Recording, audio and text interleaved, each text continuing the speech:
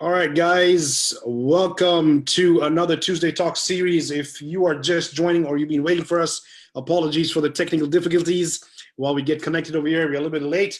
However, we are back with the no holds barred, no bullshit real estate investing talk, all about Windsor, Ontario. If you're an investor, if you're a first-time investor, or you're already a seasoned investor, if you're looking for a new purchase, if you're looking for contacts, if you're looking for any goddamn thing that relates to real estate investing, you've come to the right place. So welcome, everybody. Good evening. And today we have none other than two local realtors here in Windsor, Ontario, experts in their field, crushing it, selling, buying for investors and the retailers alike. Jeremy McGraw and Aditya Suma. Welcome, guys. Good to have you back. Thank you. That's a fantastic introduction. Let's get people hyped, right? Yeah. So on that note, if you guys are following live on Facebook and you have any questions regarding real estate investing or the real estate market in Windsor, Ontario, this is the place to actually put down your questions. So go to the comments below. Just put your comments in there, and then we try and answer it live. While we have these two experts over here. If you have any location-specific questions, that's probably the best place to ask, because the guys know the market really, really, really well. We try to bring them back every month at the end of the month so we can talk about real figures. That's been what's the word I'm looking at? I'm having a brain fart, guys. That's been published, right, by the real estate board, so we can actually have some numbers to look at and see what's happening in Windsor. Okay. We're gonna have a little more discussion after we look at the numbers about what's happening with the economy as well. I think that's important if you're looking to buy in Windsor or are looking to sell maybe, or if you're looking for tenants and so on and so forth. So I think stay on for that. Okay, so ask away your questions, guys. Drop it in the comments so we can get those questions live. In the meantime, I think let's jump into it. So Aditya, Awesome. give us a rundown of what's happening in Windsor, when it comes to real estate and the market. If I can share my screen here, give me one Yep, second. if you can bring up the slides, that would be great. Hi, everyone. Thank you for joining us. And Savio, I really love that intro, man.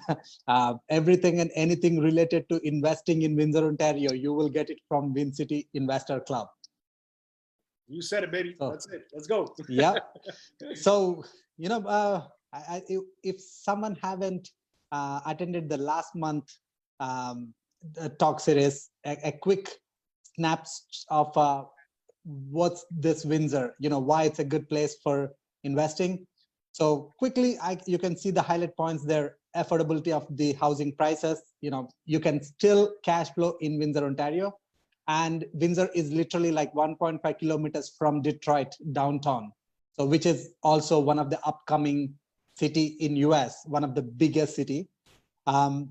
Windsor have a best weather in Southern Ontario, 15 minutes drive anywhere. Pretty much you can drive from one end to another end in Windsor in 15 minutes. So that's actually helps a lot of retirees or people who doesn't like traffic like me. And University and St. Clair College, they are also bringing in, of course, not during this COVID, but before COVID, the University and St. Clair College started to attract a lot of international students, which means economy. It's building a lot of jobs for local people. They consume food, they consume things. Let me jump in right there. On that note, we know for a fact that basically once COVID started, students or schools were going online, right? Yeah. Do you have any updates on that? What's the latest when it comes to actually the fall semester? I know is still online. Have they come out and said that basically in January, when in the new year, we're going back to physical classes? Do you have any information on that or not? Not at the moment. As far as like the last update I saw, I think a couple of weeks ago, they're still in the process of thinking whether to go live or take some classes, but some courses they are taking in person from I believe January. So just a side note, guys, I mean, I know it's not nothing to do, I'm going off on a tangent over here, but if anybody's been following the US news, and the main man, Mr. Trump, said that he wanted to get rid of all the students, the international students, and cancel their visas, right?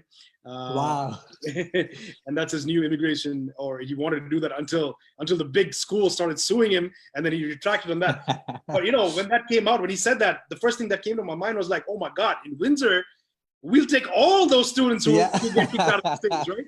We're looking forward to that. Please let it happen, because where else are these kids going to go? I mean, they come into North America for a great education, of course, but the long-term game is to stay in these countries, right? To stay in the state. And also, just to add to it, as soon as the Trump came on to administration, like, you know, he became president, that's when the Canada started to attract more international students because of his, you know, tightening the immigration policies for, you know, people to get the green card and all. That's when it started to increase the flow for Windsor, or, you know, in general, overall Canada. So if that happens, man, Canada is the first one, because once you get a citizenship, you can still work in US on TN visa and all those things. So people will be very close to US. So yeah, I love that point. Hope that happens. Yeah. Okay, so, let's get back. So get to the actual numbers. back to numbers. Actually, Savio, this month is freaking a surprise. History in Windsor, for the first time, the average sale price hit 400 mark. Woo. Yep. So average sale price is 406,113, which is like insane. And the increase year over year compared to last year, 21% increase, which means if you owned a house, if you purchased it last year, now you already made, if you paid 20% down, you already made 20% money on your asset. Sorry, I just got to jump in here, man. Again, because I got goosebumps right now on my arms over here. Because when I moved to Windsor 2 years ago, you know, and I started investing in Windsor, when I started talking about Windsor, I said Windsor is, I compare it to Hamilton, right? The city of Hamilton in the GTA. For those who are listening and know Hamilton, obviously know what it was. It had a stigma. It had a bad reputation of a place that nobody wanted to live in, right? Yeah. Or it was a blue collar worker. It was a steel town, right? They're manufacturing steel. So, and there's drug issues, there's alcoholic issues and all of that stuff, right? And I compared to Windsor to that. I said, listen, here you have an opportunity to actually go back in time, because Windsor for me is Hamilton 10, 15 years ago. Yeah. Okay? And don't take my word for it. Look at the numbers. So now we have an average sale price of 400,000. First time we've ever passed that number in Windsor. It's crazy. I bought houses. You know, we did a video the other day. I bought a house in October for 275. That looks cheap. At that time, I thought it was expensive. That looks cheap. So all you guys who are listening to this show and who call me up and say, listen, we want to buy in Windsor. Should we do it now, or should we wait for this crash? You keep waiting, man. We're still buying. Right? Yeah. We're still buying. So, you know, and we're bearing the benefits of that. So if you guys continue to wait, man, good luck, because soon you're going to be priced out of the market. Sorry. Yeah. Go ahead and no, actually, that's a great point, Javier, because, you know, year over year, from last 5 years, on an average, there is 17% plus increase from last 5 years. Yeah. So that clearly shows, like, no, it's clearly data, no drama. Guys, Jeremy, if you want to jump in and put in your comments, please do so, man. It seems like you're crunching numbers there behind the scenes. You'll see part of the discussion, but you know, you've been here a long time as well, so you know what's going on. Jump in if you're talking nonsense here. I mean, you guys are pretty much right. The market has been crazy the last couple months, and I mean, we had maybe a slowdown for 2 weeks, if that kind of thing, when the COVID hit, 'cause no one knew what was going on. I mean, it was like the sky was falling. And then people got bored, and now it's been a ride. I mean, I get calls every day from people, a lot of investors wanting to come in right now, a lot of homeowners looking to move up because they're finding that their house is too small or their house is too big because there's nothing else for them to do. They're sitting at home all day now, right? So, and especially, this is a big thing that a lot of people are forgetting right now, is we're probably going to be in this new normal for the next couple of years, which means traveling to all these other countries are probably not going to be happening for a while. So what are people going to be doing in the meantime? They're going to be turning their backyards into their little vacation spots, or they're going to probably want to buy a house, or they might travel around Ontario, which means that there's probably going to be more increases into short-term rentals like Airbnbs. There's thoughts of increases more into house pricing, because basically the Bank of Canada is saying that they're not going to increase the mortgage rates. So it's a great time to buy a property right now. I mean, if we're looking at what else is there really to do? Yeah. That's all great points. And guys, comment on that. I want to add something else. I was at Home Depot the other day there, because I have a contracting company, and we can't get any material, like any of the wood. It's all sold out, right? Because people are building decks, they're updating their properties. So we're going to start to see a lot of forced appreciation there as well. So, I mean, the markets, it's not, unless there is a crash, which, I mean, we can always say, and people were talking about this for Toronto, we were supposed to be in a bubble in Toronto for the last 10 years and nothing happened, right? And those people that were waiting, they didn't even buy. Most of them didn't even buy with them. They're still waiting. They're still waiting. They're still waiting, right? That's the thing with the waiting. As everyone says, the best time to buy is, you know, is now when you can really when you can afford to buy in because you can't time the market. And even if you time the market, how much has the market gone up since you timed it? Yeah. All right. Great comments, guys. If you guys have any comments or any concerns, or you want to know more information, drop it in the comment section of the live feed there, and we'll get these two guys to give their opinion on that. But I think they're looking at these numbers again, going back. You have the monthly and then you have the year to date. Can you explain to me what's the difference? My mathematics is not good over here. Monthly is obviously for the month of June, if I'm not mistaken. So it's specific to that month. So year to date is pretty much like on an average of the full year. So year to date average sale price is still 382, 382.5. Yes. So we're getting a good deal. Yeah, exactly. I mean, that's always confusing, but you know, look at this. What you need to know when you're like thinking of buying or selling, where is the market moving towards, right? How much is the inventory? If the inventory is increasing or decreasing. So if you compare with last month, the inventory has increased. The number of listings has gone up. At the same time, the number of sales also gone up. Right. And compared to last year, we are still lacking in terms of sales and the listings. If you look on the year to date on the increase or decrease row, you will see minus 16%, which means we are still like 16% deficient compared to last year in terms of number of listings, and number of sales 18% decrease compared to last year. But in terms of price, we are 14.69% increase compared to last year, year to date. Yeah, because there's less stock in the market. Obviously, if there's less listings, means there's less stock in the market. That's pushing the prices high too, right? So yeah, exactly. So you know, the number of listings are slowly increasing, but the buyers also, like, there are more number of buyers. That's why the prices are still going up. At the moment in Windsor, it's pretty much like demand and supply. Because of that, it's not about how strong the economy is, more like what's the demand and supply. The supply is low, the demand is high. Okay, cool. So this is Windsor overall. Let's dive into the submarkets of Windsor so we can get some more information out of these guys who are probably investing in those submarkets. What do we have first up here? Oh, my favorite, South Windsor. Yeah. So first of all, just a quick heads up. Ignore that red line. That's my graphic designer's mistake. That's supposed to go underneath the graph. So it's not the strike off. That's not a mistake. That's March. That was COVID. So forget about those numbers. Those numbers. Yeah. So if you look at specifically June, you see a drastic increase in the listing price. You know, listing price is not what you care. You care about the sale price, which is 457,000 for South Windsor. So that's a crazy increase. If you compare it with last month, it was 415. It jumped up like drastically because of the demand. And if you look at the number of new listings, same thing, increased, but still the number of buyers are more. So the number of sales also increased compared to last month. Again, we are recovering, even though we are still during this COVID time, but the activities are increasing crazily. Yeah.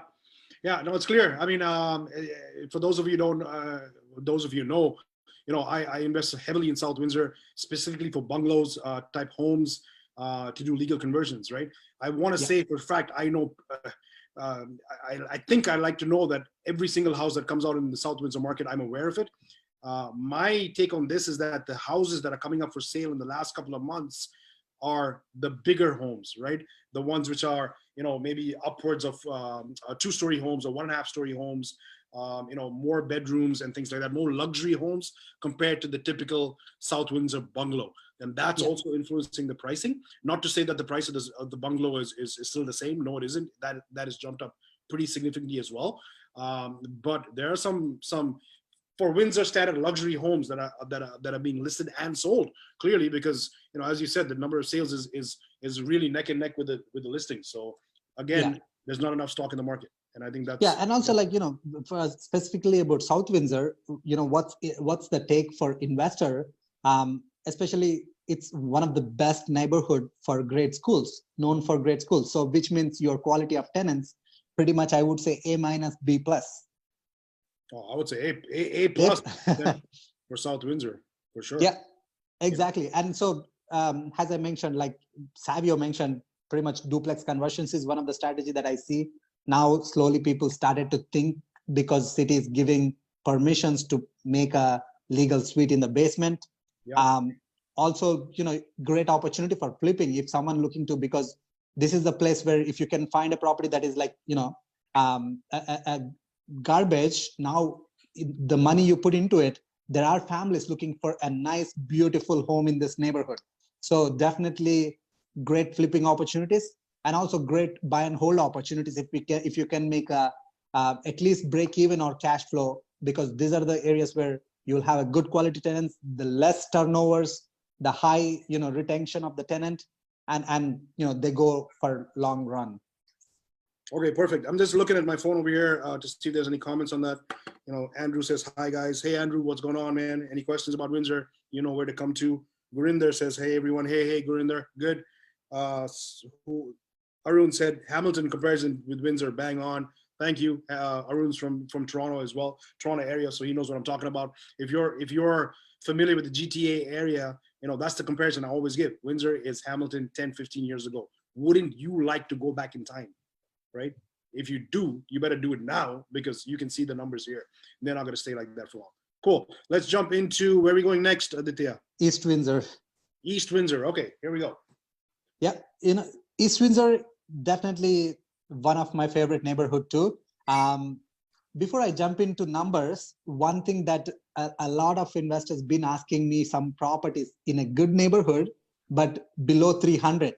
So I highlighted a small little area in that map, which is actually little villages. They call villages, little acre river, that dark part. So there, the properties prices are still below 300, where you can still make a good cash flow and buy and hold like good, not too old properties, probably like 50 years old properties, decent neighborhood, working class in a East Windsor area.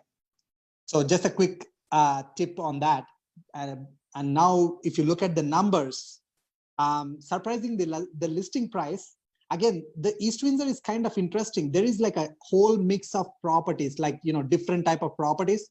Like I mentioned, Little River is like small price points, and there are bungalows type like South Windsor, and there are a lot of new constructions happening in this area. That's why you see a very kind of mixed numbers. If you look at the listing price, it's 389 average for this month, which is dropped, but the sale price has increased. Why is that? Do you know what's the reason for that? Is that just, typically agents who are trying to list low and create list it low? Yeah. The major strategy that working very well from many years,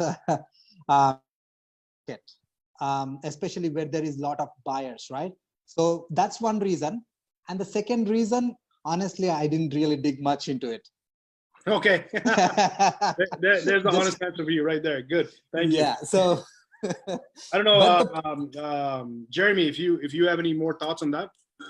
Yeah, so basically we're seeing a trend now where, it's just at the end of the day, can't speak for everyone here, but basically we want to keep it as easy as we can. And we want to make sure our sellers are getting the fastest, basically get the job done as quick as possible, right? For the highest amount of money, with the least amount of hassles. And the least amount of hassles is big for a lot of people. That's usually no conditions, right? They don't want the mortgage condition. They don't want to see the inspection condition. And the way to guarantee that in a market, right, especially right now where it has been a little bit wonky, has been to list it at a crazy amount of price point, so that instead, about a year and a half ago, or even 2 years ago, we would be happy getting 5, 10, 15 grand over ask.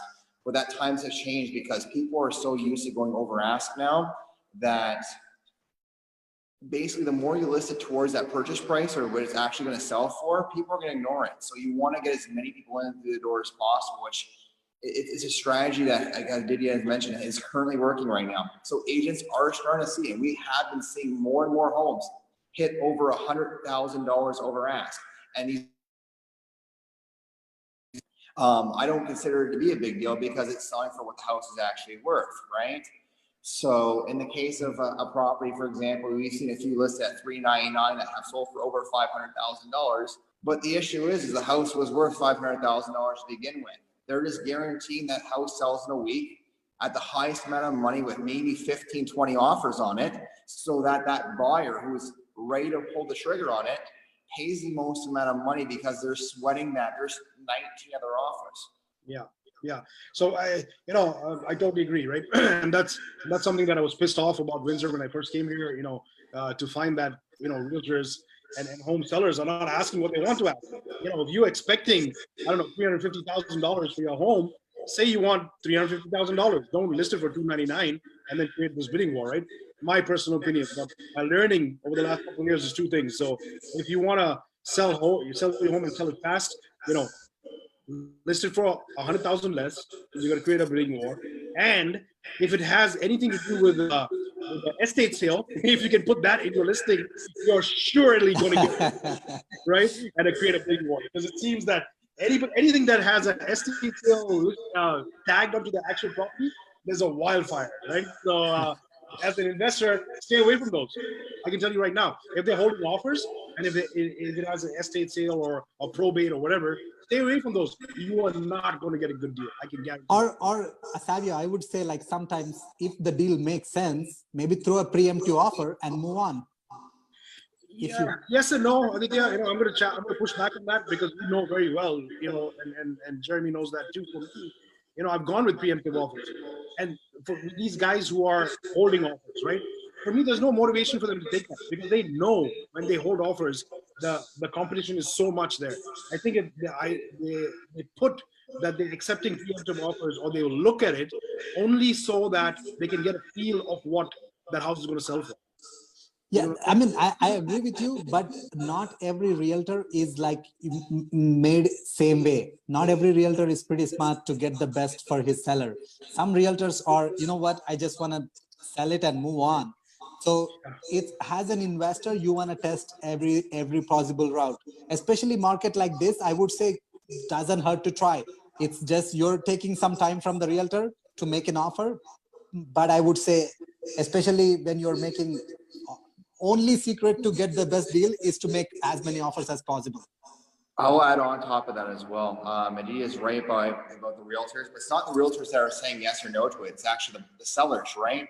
And for some of these older sellers that have been used to a normal market for so long, and the fact of it is they're even happy to get over asked. Some of them may take that. And some of them may take that offer, right? I've gotten preemptive offers done 5, 10, 15, 20 grand over ask lately. And it all depends. A lot of the agents are going to be like, as you mentioned, say, we're just trying to feel it, and they will say no. We've seen agents come back to 10 offers and say, hey, we have 10 offers on this property and we're not accepting any of them. That could happen too. But for a lot of these people that have owned these houses for 20 to 30 years, even more, they're happy getting wherever they get. And they hear that they had a no condition offer and that their house is going to be sold. That has a lot of merit too. Where the hell are these sellers? Come on, guys. You're not working hard enough for me. If I'm putting offers with you guys, I'm not getting any of them. You are not putting enough offers, Savio. Oh, there you go. There's the pushback. It's the houses with the wrong basement sizes. Yeah, that's it. No, I love that. I love that comment there. If you're not getting the deal, it's because you're not putting enough offers. So, hit those offers, man. No matter what it is, don't worry about the seller. One of them will click. I love it. Yep. Okay. And if you're thinking of selling, Savio, before maybe I'll quickly complete a statement. Sure. One thing, like, it's an interesting market right now. if you're thinking of selling a property in any ways, like in next 6 months or 1 year, I would say this is the best time to sell.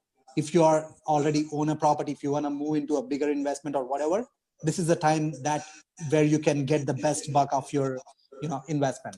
Agree. I just want to say, guys, there's some background noise. I don't know if it's from Jeremy or from. I think it's from Jeremy.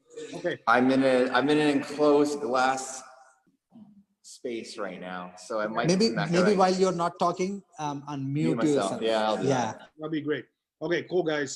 So going back to East Windsor, I think, so, Aditya, correct me if I'm wrong, that's exactly what's happened. I think people tried in May to ask what they really wanted, but they didn't get it. That's why the average sale price is really lower than the listing price.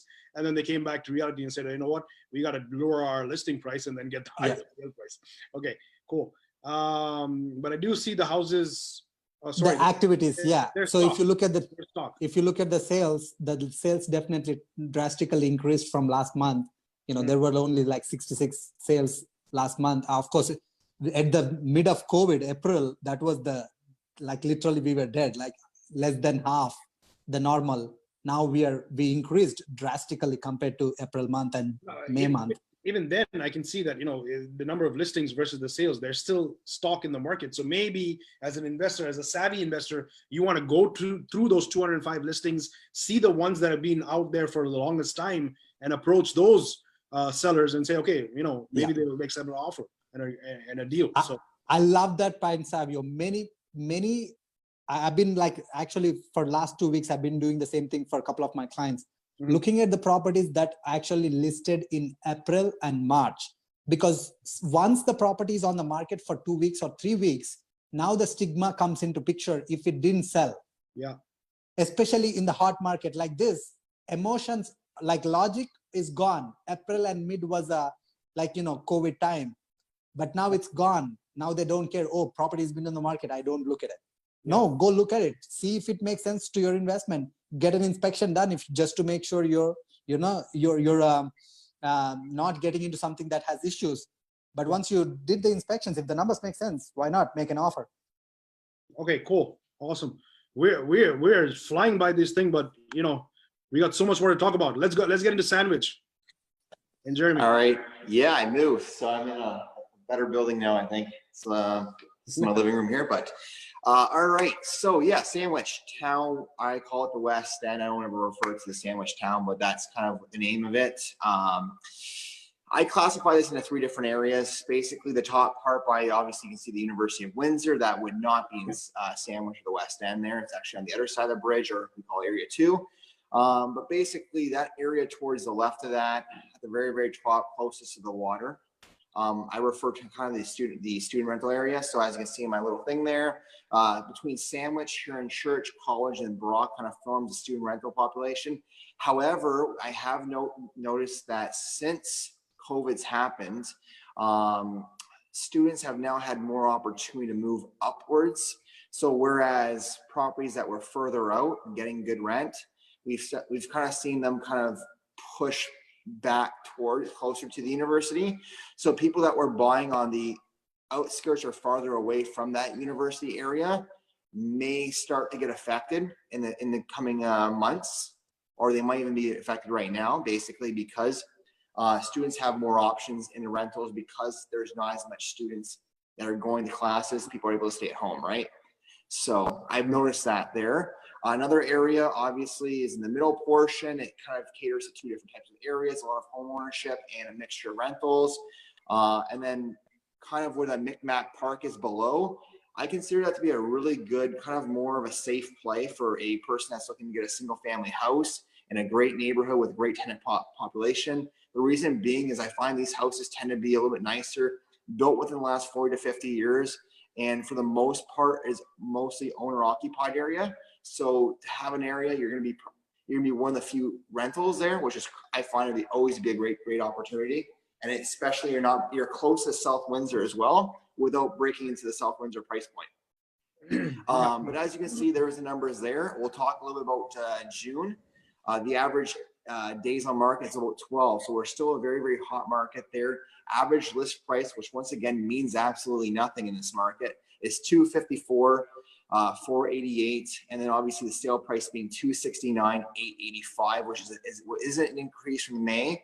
So we have noticed a big thing there. And obviously with June being the end of the school year, for most, right, we've seen a lot of listings come up as well. June, July, August seems to be when the most amount of listings come up regardless. But we had 26 listings last month there and 18 sales. And those sales, once again, I mean, that's almost, it's a difference of 8, right? So almost, was it 80% or so, give or take a little bit, have sold. And then just kind of give you a little bit until July here. This is from about a week ago that I did. There was 6 listings. So there's barely nothing on the market right now in the West End. Yeah. And there's been 1 sale, right? So list price being as a whole, when I look at these numbers, when you talk about new listings, you know, compared to what we just saw before, the East Windsor, you know, we're talking about 200 on average, 200 listings a month versus, you know, West End, we're talking about, you know, 20s, you know, 10s and 20s. 26, 27 at the most. That's it, right? These are, to give you an idea, these are just residential. These are not duplexes, triplexes. I did another sheet afterwards on that, but to give you an idea, I think there's been like 3 or 4 multifamilies even that came up the whole year. It's not per month. And everyone always asks me, should I buy a multifamily? The answer is, if you can get your hands on one, get your hands on one. But supply and demand, you're not going to get one. Jump into that, right? Right here. Yeah, look at this. So to give you an idea, average day on market in January was 62. List price being 319.9 because there was 3 listings. It wasn't the sale price. But the sale price was 490, right? To give you the last idea there, 111,222. Like there's less than, give or take around 10 there, but there's only been 4 sales, sorry. And then the last sale was $328,000, which was probably either a duplex or a triplex. Yeah. And that was in 10 days to sell on market. I just want to go back to this slide over here, Jeremy. So basically, you know, if you're talking about the West End or Sandwich area, there's not a lot of listings that come on. When they do come on, they're selling for sure. You know, the average sale price is closer to the list. And it's going up. And it's like, for example, it's already up $5,000 in July than it was in June. But compared to the rest of the Windsor, I want to say this is the more stable sort of, and affordable for sure, but more stable sort of neighborhood that people know what they're doing, or not know what they're doing, but you know, if you're getting into investing, you don't have to worry about bidding wars or something crazy like. I would say so. You still do, but it wouldn't be as crazy anywhere else. However, this is a great opportunity for first-time investors to come into this market. Everyone thinks of the West End as being a student rental area, but you can get into the mid areas and get yourself a nice 2 or 3 bedroom house. I mean, there was a 2 bedroom that was sitting for like 2 weeks for $185,000, right? You can get yourself a nice house there, maybe 3 bedrooms, 1 bath for like $230 to $240, which is still a great entry point for a single family buyer that can rent out for $1,700 a month. No, I love it because you know, I had a couple of calls the last couple of weeks from different investors or potential investors in Windsor. They want to know about the Windsor market, and I asked them, okay, what's your budget? You know, you want to do a legal conversion? What's your budget? 200,000, 250,000. I said, hold on, you're not getting a bungalow that you can legally convert for that price. So the next question is, what do we get? Here's the answer. You know, go to Sandwich Town. There are opportunities out there that you can get for, you know, 250 on average, and still make money. You know, I'm sure the 1% rule here, guys, applies to, you know, single family homes here in Sandwich. Am I right? Yeah, and also like I'll add a quick note on there. So for someone who is like even considering student rental, but now kind of question, oh, do I buy it now? Of course, because now at this point, still you're getting discounted properties in terms of student rental because of the less demand compared to other parts of the city. So you're getting a better price. Of course, there are chances for being vacant, even if you're targeting the students. So it's kind of, you know, when everyone is shying away, why don't you look into it? You have chances for getting a good discounts. Yeah, awesome point. Awesome point. There's a question here from Austin. I think we all know Austin. He's asking, are these average prices for single family homes or any asset class residential, including sixplex and below?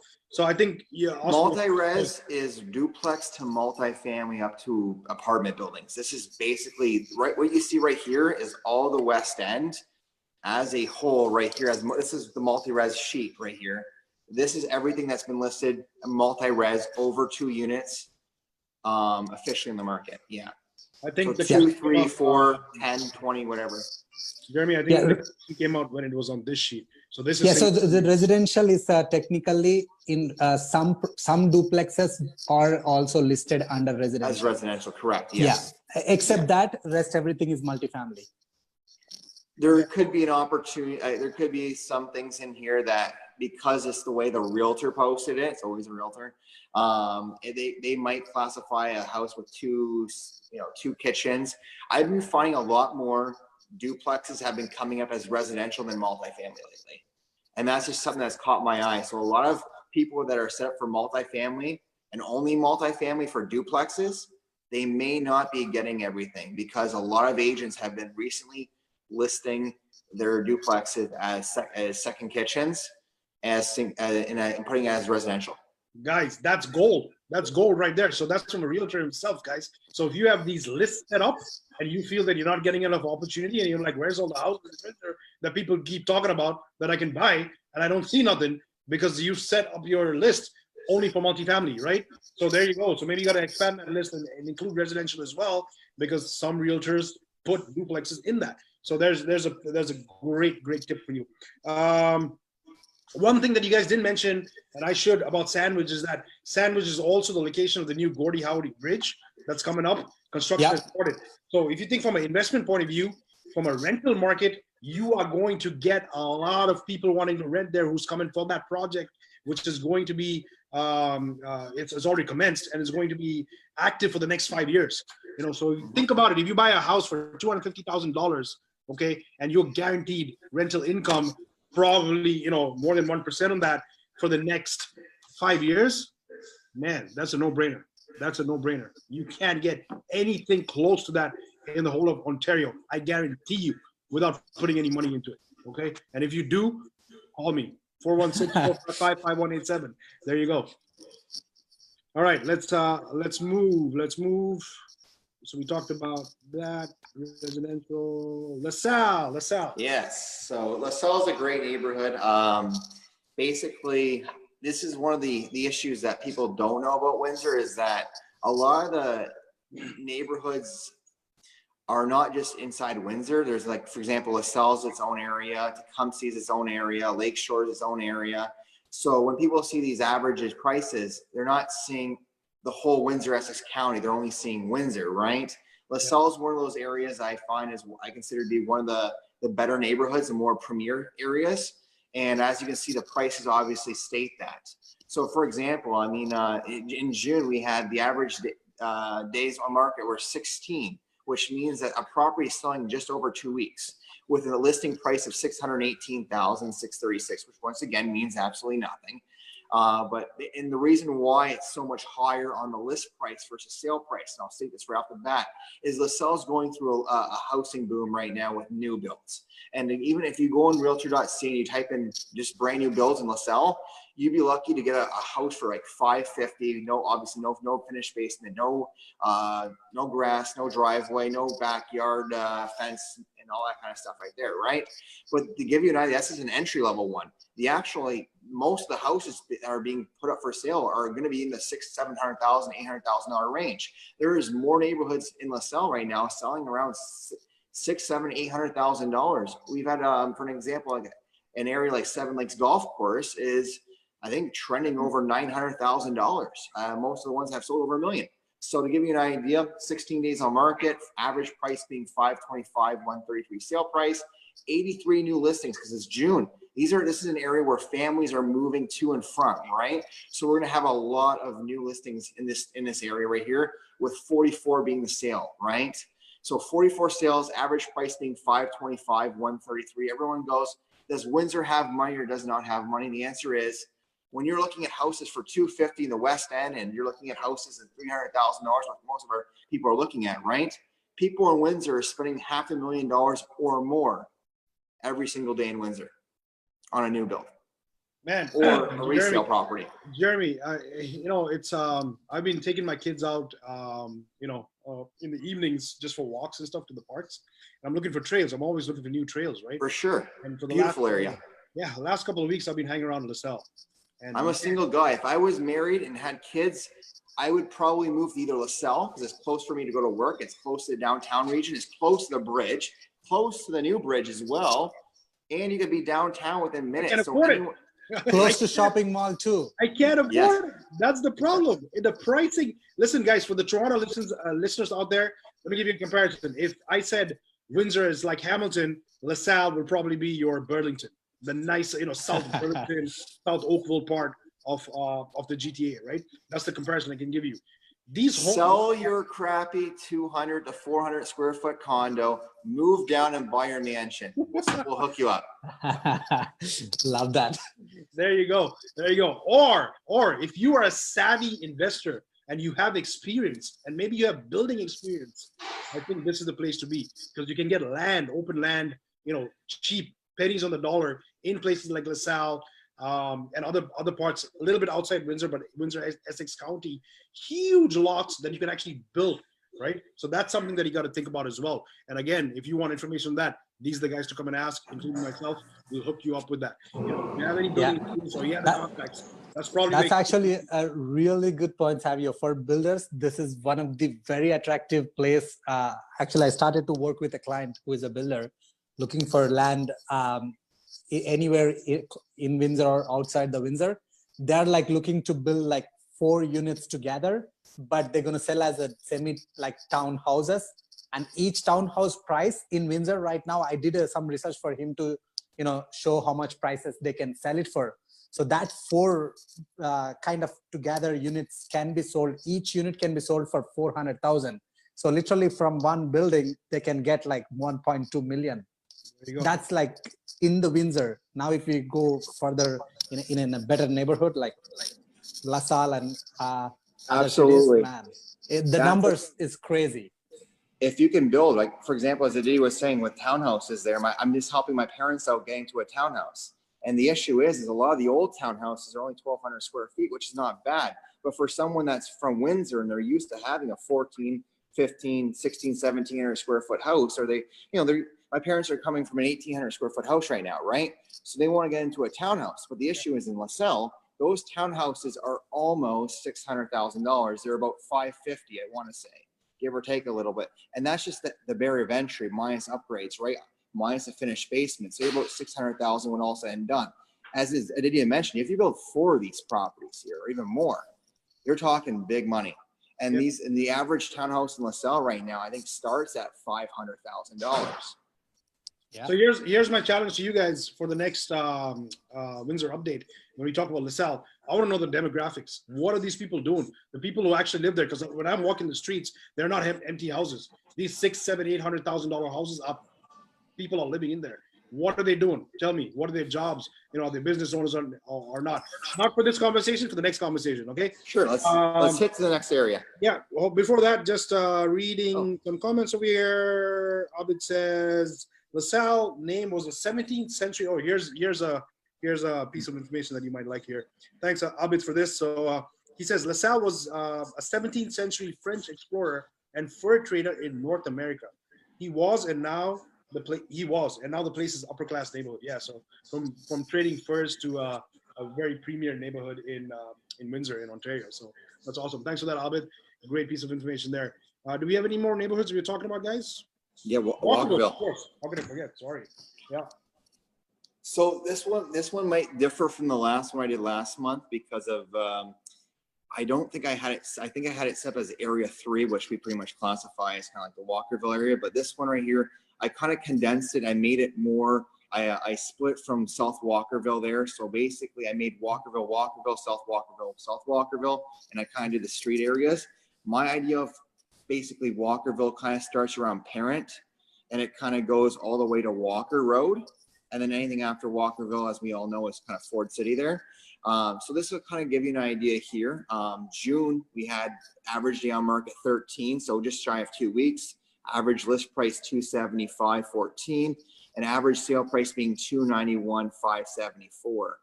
And I actually think, and I've seen a lot of properties in Walkerville trend quite high now. I mean, for example, I'm seeing more and more properties hit over $300,000, which is something that I wasn't used to until like maybe about a month ago. And now it's becoming more and more common trend. We had 30 new listings and 30 sales. So for almost every for one listing, we had 1 sale, which is incredible. I mean, Think about that. The supply and demand right now in Walkerville. And when I talk to even a rookie investor, everyone knows Walkerville. Walkerville is that new hip and trendy place. It kind of reminds you of kind of the similar style of houses you would see in like some of the older Toronto neighborhoods. It's got the hipster vibe, a lot of great restaurants right now, some cool shopping places there. So for young families and people that are starting off, Walkerville is the #1 spot. And for investors, it's becoming a hot area because in between those single family houses are multifamilies ranging from duplexes to apartment buildings. So it caters to every type of person, I would feel. Hey, Jeremy, I think for me, when I look at these numbers in Walkerville, it seems really low. So I'm assuming this is, again, single family home. Did you pull out the duplexes, or does No, duplex will be the next sheet over, I think. I don't like separating stuff together. I like to keep, residential, and, multifamily, just because if we get off the beaten path of it skews the numbers. And I don't like skewing numbers, right? So this would be just, if you wanted to buy a single family house, this is what you'd be looking to pay. Okay. Obviously, even July, it's gone up again, $315,000. It went up almost $20,000, right? Nine new listings, 8 sales. The market shows you Walkerville is one of the hottest markets to buy in. It may not be the most expensive, but it's definitely the hottest market to buy in right now, I would say, in Windsor. For sure. Okay, go ahead. Here we go. So Walkerville Multifamily, to give you an idea, we had 5 new listings in June there, no sales. This kind of give you an idea. The average sale price being $338,900 list price there, and then the sale price, we had only 1 so far in July, $268,000. I'm assuming that's probably gonna be a duplex of some sort. But to give you an idea, I mean, look at this. We had 9, 5, so 14, 15, 16, 21 total listings of multifamily in Walkerville in 6 months, right? That's not really much. And then to give you an idea, there's only been 2, 4, 5 sales. That's strange. So there's 6 opportunities in the market right now available. There is opportunities. I mean, I off the top of my head, I'm going to say most of these are going to be triplexes, 4plexes, maybe 5 units. They're going to be a little bit bigger units, I want to say. Okay, let's stop this conversation right now. Send me those listings so everybody else don't have it. Because what the hell are people doing? I mean, if you can get a multifamily in Walkerville, you should be gobbling that thing up right now. There's no doubt about it. And I can see over here, the one that sold was $268, average list price of $338. I would assume they got a good deal. So maybe. Yeah, I mean, to give you an idea, it's probably going to be a. Oh shit! That's the only sale that I made there. Oh, it's yours? Okay. Yeah. Both buyer and seller. Yes, that was your Lincoln one. That 268 sale, was it above asking, below asking, on asking? So it's actually little lower than the asking, but again, it's a unique property, need a lot of work. But I did a really lot of numbers on that when I have to list the property. So here's what a property is selling. Multifamily, when you're looking at a price per unit, right? Most likely when you're looking at a property, you want to know how much you can pay for per unit basis. So from my research, I would say per unit, depending on, again, how many bedrooms, how many bath, what condition it is in, but on an average, 100 to 150,000 per unit.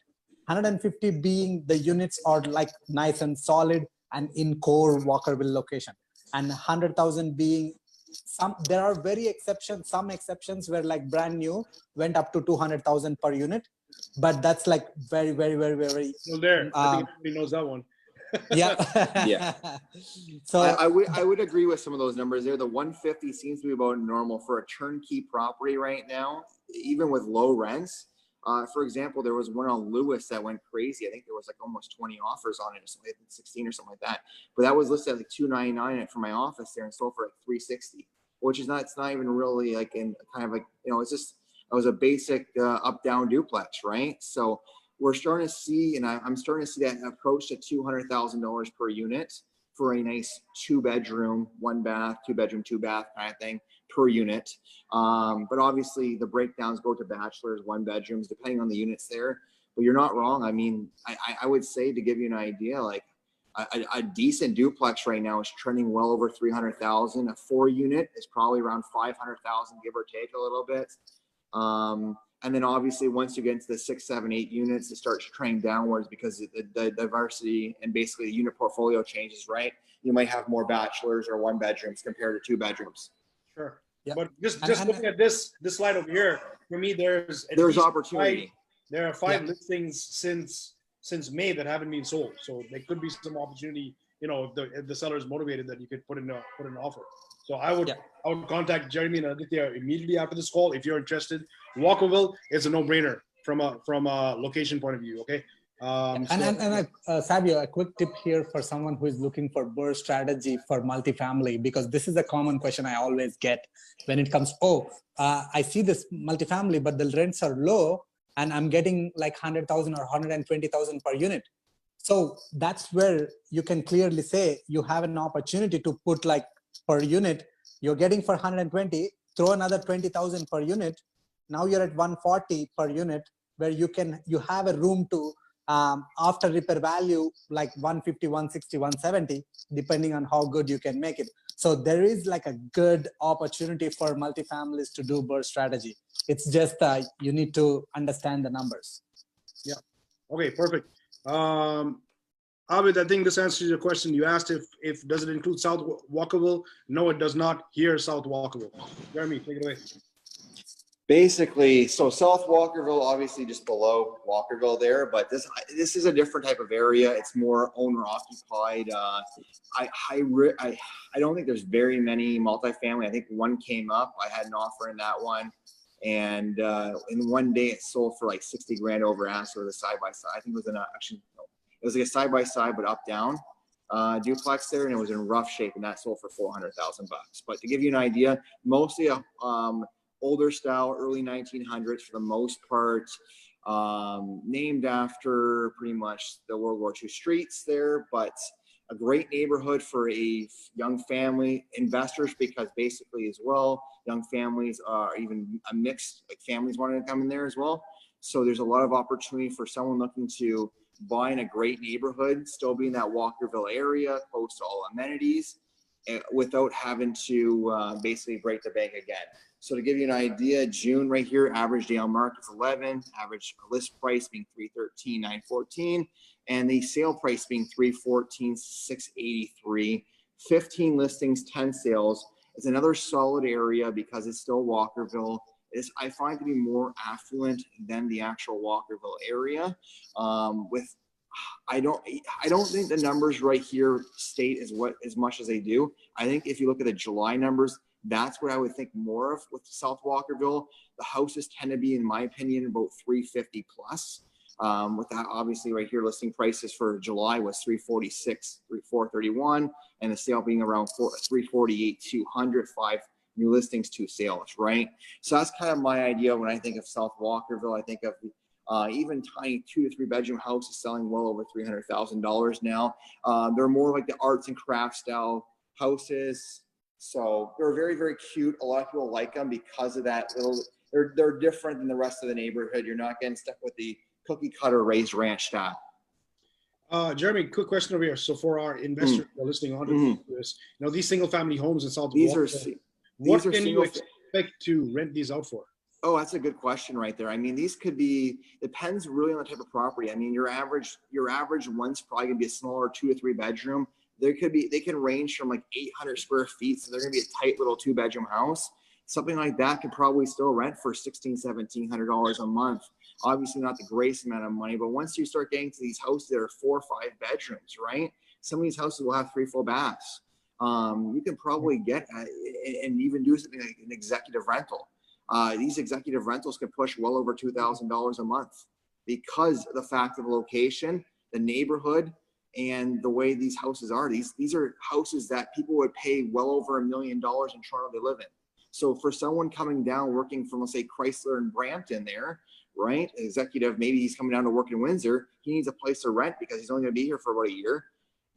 Those people are fine spending $3,000 a month or $2,000 a month, right? Yeah. So this is a different type of demographic as well, kind of thing, right? So, I mean, it really depends on the style of the house. Let's call I'll quickly add a thing for that because I have a couple of clients who own a couple of properties, single family in that area. Typical single families in that area are 3 bedroom, 2 bath. You can get 1,800 plus. And my clients are getting 1,800 plus utilities. So if I have to call a spade, you're not buying these homes for cash flow. You're buying these homes for the long Buy and hold long run. You're paying down the mortgage and appreciation, and you have a quality tenants. It's a Hey, safe give me bet. 1 second. I'll be right back. Safe bet, exactly. It's a safe And bet. by the way, the South Walker is literally like have a Chrysler on the right side, and in the front it's a hospital. Yeah. Two major employers. Some investors are like that, right? They don't want to. They're not interested to be, active investors. They want to buy. They want to park their money somewhere. Yeah, exactly. Let it multiply over years. So that's possibly. I would say it's one of the safest places in Windsor, right? Our single family burst strategy is also works out very well in this neighborhood. Single family burst strategy that needs some work and improve it, and then. All right, cool.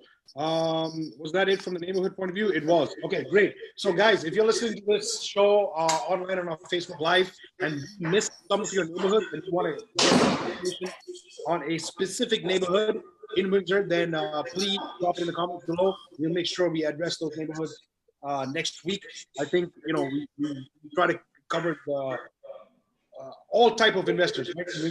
That's the idea of choosing these neighborhoods. But if there's something that we missed and you want specific information, then by all means send us a mail or a message or DM or whatever. Jeremy, mute yourself. It's so much echo. Sorry, yeah. So just DM us and then we can get back to you. Aditya and Jeremy, thanks so much for your input. But before I let you guys go, we need to talk about something, right? We need to talk about the elephant in the room, and that's COVID and Windsor being a blue collar market and unemployment. I think it's something that we can't ignore because we're investing in this market, we live in this market, and a lot of people who are not from Windsor, let's face it, Windsor still has the stigma of being, a dump, for the lack of word, right? So I wanted to bring up some slides online over here. If I can share my screen here. And then I just want to have an open conversation with you guys, and what your thoughts are about that. So if I open my Google Chrome here, and I want to here. So let's start with this article over here. Can you see this? Can you guys see this on my screen? Yeah. Okay, perfect. So this is from CTV News. I think it was, what's the date over here? So June 5th. So this was last month. We're right in the middle of COVID. And the article says that basically Windsor's unemployment rate is the highest out of major cities in Canada, according to Stats Canada. Windsor's jobless rate jumped to 16.7% in May, compared to 12.9% in April. Okay, so that was a big jump. The second highest in Canada is Montreal at 14%. Not that far off. Okay, just before we get into comparisons over here, any thoughts on that? What do you guys think about that? I mean, so that's definitely true in terms of economy, right? Definitely, that sounds for me. Maybe there might be a opportunity where the foreclosures should start happen once the government of Canada says no, we are not giving you any more money. And that's when the real numbers will come into play, because right now it's pretty much like jobs are slowly, it's kind of temporary to most of them. Some of them are permanent, but once it becomes like permanent and the job loss, probably we should see some foreclosures. We might see some opportunities for buying, for discounted prices if things doesn't, go in that route. Sure. I mean, Aditya, from an investor point of view, you're absolutely right. But this is a big number. We're talking about. So I can answer that question. The reason why it looks like it is because of COVID. We entered into March, right? With late March, early April with COVID, right? We have to remember that Ford and Chrysler were shut down, which is pretty much 10,000 jobs combined, and that's not including all the. And then we'll say that is including all the the jobs, everything else, like all the side plants, right? Dependence of all these companies, they didn't, like Chryslers and Fords, they didn't get back to work until late May, right? So when you have all these people when they're on shutdown, they're on unemployment, right? Yeah, and the casino, Yeah. that's a big Yeah, employer. there's a few thousand jobs right there, right? We pretty Right? much everyone in Windsor was like, for the most part, we're like, unless you were just a business that was essential, it's pretty much everyone for the first little bit was shut down. Yeah, and then let's move on to the article. And this is one part that I wanted to share with everybody. It's not all doom and gloom. The national unemployment rate rose to 13.7%. So we're talking about Canada. In Canada, the unemployment is 13.7%. We're at 16.7 for Windsor, which is supposed to be the worst employment market, in everybody's minds. We're not that far off from the national average, right? So that gives me a bit of hope, and we know the reasons why. Again, as Jeremy correctly said, we had Ford and Chrysler, and then we have the big feeder plants, all the subsidiary industry around automotive, and of course the casino. And I just want to put up this slide. Oh, it's too big. I don't know how. I don't think I can do that right now. But this shows different municipalities, and the red line here is Windsor, which is on top, as you can see there. But look at Toronto. The next highest unemployment rate is Toronto. In fact, if you look at all of these municipalities, they're all above 10%. So here's the 10% unemployment rate. Everybody's above 10%. So yes, it looks dramatic. It looks big. It looks like, oh, doom and gloom. But really, it's really what's happening in Canada because of COVID, right? The government has done an awesome job in providing, subsidies to people. And we should be thankful for that, because I know, I have family all over the world, and they're surprised when I tell them, oh, we're getting $2,000 a month because of COVID and no jobs. And they're like, what? We'll take, $500 a month. Thank you very much. So, we're probably in the best country in the world for sure because of that. However, we need to keep in mind, and we need to be aware that this is the situation right now, right? And this is one man's opinion, and it's my opinion. So if you ever quote me on this, I'll say a line. So don't quote me on this, but we have it recorded over here on this show right now. I truly believe in Q4 of this year, it's going to be tougher, right? Because for most people, CERB would have evaporated. There's only so much money you can get from the government. After that, you're on your own. And if you're not going back to work by then, how are you going to pay your rent? How are you can still collect unemployment still as of right now. Sorry, say again? You can go back to regular unemployment. Right, if you have a T4 income, correct? Yeah. But what if you're that contractor who's doing work and there's no more work? Because for whatever reason, nobody wants to do something in their house or they can't afford it anymore, right? If the schools don't open up in September, how are people going to take care of their kids if they have to go back to work, right? Do they pay daycare? So there's a lot of stuff that's, we have to be mindful for, we have to be careful about, in your own investments. And that's why it's so important. I keep saying it, guys. When you buy a property, you better buy a cash flowing property, because it's days like this, it's situations like this that's going to tell you whether the deal that you got was a good deal or not. Because if it is a cash flowing property, you're COVID proof, correct? Until your rent stop coming in. So be careful of that. Aditya, for sure, I think there's going to be opportunities, when people can't afford to pay their mortgage anymore or pay their rent anymore, and they might, Jeremy, we had this conversation before, they might start using their lines of credit or their credit cards to make those payments. But once that runs dry as well, what happens? You're probably going to get into foreclosures. Okay. So definitely, in my opinion, again, I think in Q4, we're going to start seeing some of that. We're going to see more opportunities. As an investor, you got to take that and make it a positive, right? You got to attack it with vigor and say, okay, now's the time to buy property, right? So I think, again, in my opinion, that's not going to be long lived. No, it's definitely going to cause some changes, whether or not, the market's still busy, right? So whether or not the market keeps in a more affordable areas like Windsor, whether or not we actually truly get hit heavily on that or not, but there's still going to be investors waiting and doing the Warren Buffett thing. When people are running and selling, they're going to be buying. So there's always going to be buyers for sure, right? So at the end of the day, I said, I stick by my rule of, if you can get a good deal, buy it, right? I wouldn't wait to find the market. I would definitely add cash flowing deal, right? Because you want. For sure. I wouldn't look at any property that doesn't cash flow. Yeah. Just running through the comments and questions over here. Sally says, will this be available as a replay? Of course, Sally, you're part of the group, private group. It's available for replay only in this private group. If you want your buddies or friends to see that, send them the link to the private group. get them to ask for membership, and we'll get them in there so they can access all this great information as well. Abid says, as long as CERB is on, no big impact, but the day the Fed stop the money, everything is possible. We just mentioned that, right? CERB has a limitation. It's not going to be there forever. So hopefully people get back to work, and hopefully this COVID thing goes out the freaking window and never comes back, and we find a cure and we can get back to living our lives. But it doesn't matter, you know, for the investor point of view, because you have to be knowledgeable, you have to be aware, you have to be risk averse and know your information, know the market that you are working in. And that's why we bring you out here, guys, and have conversations like this so you are informed about that. Okay. And on that note, I think we're way past over our time. It's been a great discussion, as it is always. Thank you for joining, guys, for coming in live.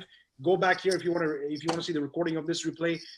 Send Jeremy, send Aditya, send myself a message, a DM if you have any questions about the Windsor Market and what you should do and how you should do it. We'll definitely get back to you. Thank you so much, Aditya and Jeremy, for your expert opinion. As always, we're going to have you back next month for the July update. Until then, stay apart, stay safe, and keep investing. Yep.